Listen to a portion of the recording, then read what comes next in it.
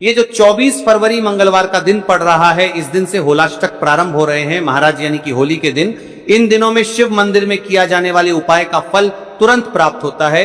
ये शिव महापुराण में वर्णित है। तो 24 फरवरी मंगलवार वाले दिन, इस फाल्गुन माह का सबसे बड़ा दिन है।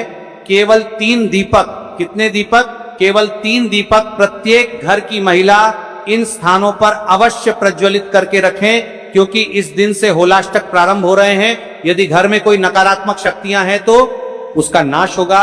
जीवन में अगर कोई समस्या चल रही है तो बस समाप्त होगी। प्रदोष काल के समय सबसे पहला दीपक बट वृक्ष के पास, दूसरा दीपक घर के मुख्य द्वार पर। अब जो तीसरा दीपक है उसे अपने घर की माता तुलसी कुंड के समक्ष, जो भी तुलसी का क्यारा हो, वहां पर अवश्य प्रज्वलित। ये जो 24 फरवरी मंगलवार का दिन पड़ रहा है, इस दिन से होलाष्टक प्रारंभ हो रहे हैं, महाराज यानी कि होली के दिन। इन दिनों में शिव मंदिर में किया जाने वाले उपाय का फल तुरंत प्राप्त होता है।